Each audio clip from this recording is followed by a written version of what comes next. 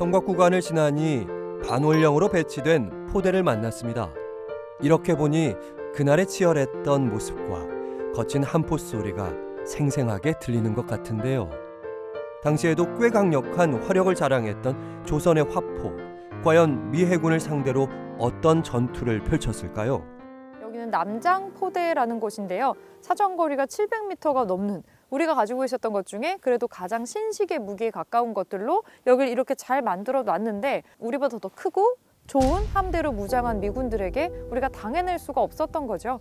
그 당시에 우리 군대의 사상자가 300명이 넘었어요. 근데 우리는 300명이 넘는 사상자를 냈는데 미군의 사망자는 그 당시에 단 3명뿐이라고 하니까 너무나 참혹한 숫자죠. 이 전투를 이끌었던 장군이 바로 그 유명한 어제현 장군인데요. 그때 어제현 장군도 그 자리에서 그 전투 끝에 사망을 하시게 됐고, 이 장군의 장군 깃발, 수작이라고 하는 장군 깃발도 그때 미군들에 의해서 노획을 당하게 됐고, 미군 해군사관학교에 전시가 되어 있다가 장기 임대의 방식으로 반환을 받았고, 지금 강화 전쟁박물관에는 사본이 전시되어 있는 것을 볼 수가 있습니다. 우리 강토를 수호하기 위해 열세에도 불구하고 목숨을 바쳐 싸운 우리의 조상들, 그들의 희생으로 강화도는 올해도 봄을 맞이했습니다.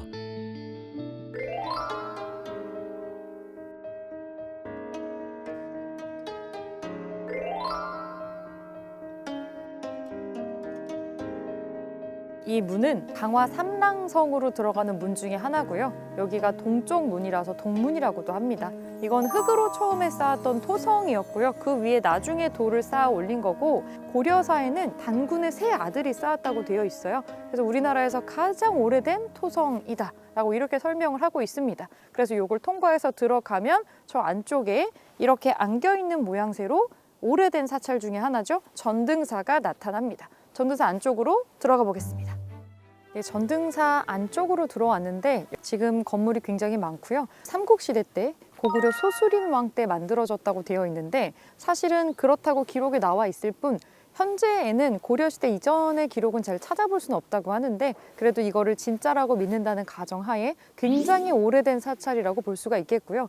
이 사찰이 또 유명한 이유는 여기 안쪽에 조선 왕조 실록이라는 게 있습니다. 이거를 복사본을 만들어서 주요 장소에 사고라는 걸 만들어 두고 보관을 했었죠. 가장 오래된 역사 창고가 있었던 곳이기도 하고, 너무나 유구한 역사가 있는 만큼 이 역사를 보존하고 알리기 위해서 여러 가지 건축물들을 만들고 복합 문화 공간을 만드는 것으로도 유명합니다.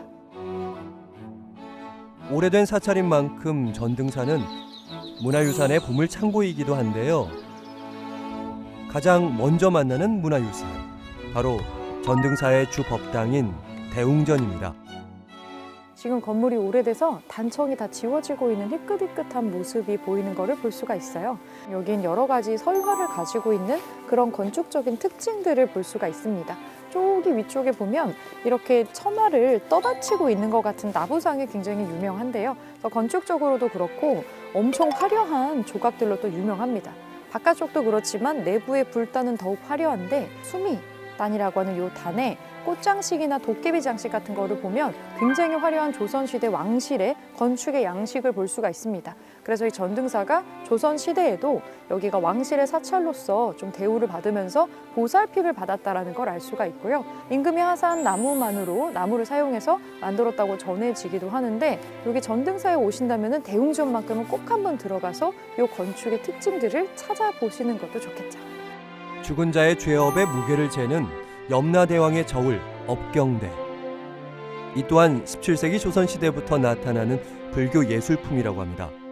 기둥을 보면은 여기에 먹으로 한자가 가득 써 있어요. 지금 기둥마다 이런 게 써 있는 거 볼 수가 있는데, 그 병인양요 때 우리 500명의 조선 군대가 숨어 있다가 기습 공격을 해서 프랑스 군대를 물리치잖아요. 그 작전을 개시하기 전에 여기다가 자기의 이름과 그 살고 싶다는 소망, 꼭 이기고 싶다는 소망을 같이 적어놨다고 합니다. 그때 우리가 피해가 굉장히 적어서 대승을 거두게 됐고요.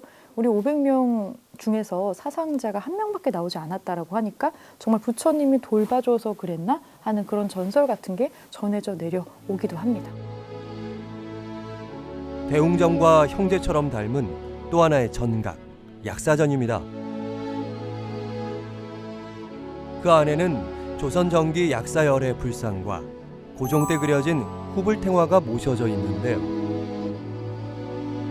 조선 전기와 후기의 불교 문화를 모두 엿볼 수 있다는 점에서 약사전 또한 중요한 문화유산으로 꼽히고 있습니다. 원래 사찰에서 쓰는 구리로 만든 이 크고 묵직한 범종이 있는데 이거는 무려 쇠로 만든 무쇠 종입니다. 원래는 이게 부평에 무기 만들려고 그 무기 창고 쪽에 변기창에 있었던 종이라고 하더라고요. 근데 그걸 여기다 갖다 놓은 건데 이게 무려 중국의 북송 시대에 만들어진 종이다. 그러니까 지금 계산을 해보면 일단 연대가 굉장히 오래됐잖아요. 그래서 보물로 지정해 놓고 여기 안쪽에다가 이렇게 보호를 하고 있습니다. 역사 여행을 할 수 있는 문화유산 여행 코스를 좀 찝어서 3군데를 돌아봤는데 사실 3개만 뽑기가 조금 아쉽죠. 너무나 큰 장소이고 너무 많은 역사 유적지가 있어서 사실 강화도는 2탄, 3탄 정도를 더 생각을 해보는 중입니다. 다가오는 봄, 꽃 피고 날씨 좋고 걷기 좋은 시기가 오면 이 강화도 나들이가 정말 딱일 것 같습니다. 역사적인 의미도 있고 소풍의 즐거움도 줄 수 있는 강화도. 강화도로 특별한 나들이 계획해보시는 건 어떨까요?